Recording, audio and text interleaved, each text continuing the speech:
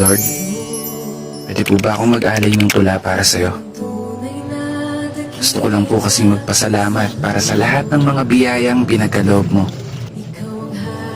At yun na rin ang paghingi ko ng tawad sa lahat ng pagkukulang, sa lahat ng pagkakamali na nagawa ko sa mundo. At higit sa lahat, mga panahong pinagdududahan ko ang mga plano mo. Kasi Lord, hindi ko may tatanggi. Minsan, ayoko na.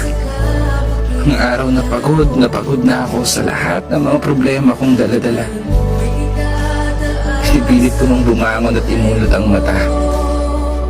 Sa bawat umaga at ibulong sa sarili na kaya ko pa. Dahilan kung ba't lagi kitang tinatanong na bakit ako pa. Bakit hindi sila? Pero salamat kasi sa lahat ng mga laban ko sa buhay na napagtagumpayan, alam kong kasama kita. Alam ko sa sarili ko na hindi ako nag-iisa. Dahil nandyan ka, para alalayan ako. Kahit pa, minsan, sinusukuan ko na. Yung buhay na niregalo mo. Buhay na dapat iniingatan ko. Kaya maraming salamat, Lord. Hindi na po ako hihiling ng para sa sarili ko. Para sa pamilya ko na lang.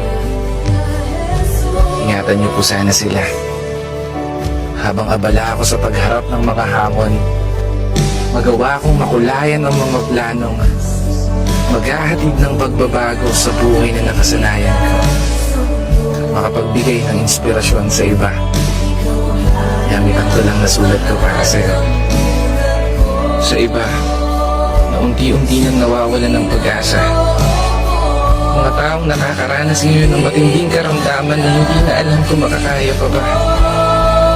Kaya sana Lord, padalinin niyo po sana lahat ng mga taong hirap na. Mga taong pilit inilalaban yung buhay, alang-alang sa pamilya nila. Mga taong gusto pang masilayan ang ganda ng mundo at maging masaya pa sa loob nito. Ikaw na po ang bahala, Ama. Kaya isang pagpupugay para sa lahat ng mga tao na patuloy sumasabay sa hamon ng buhay. Ako nga po pala si Brother Mike. Ito ang aking munting tula for today's video. Sana nagustuhan mo.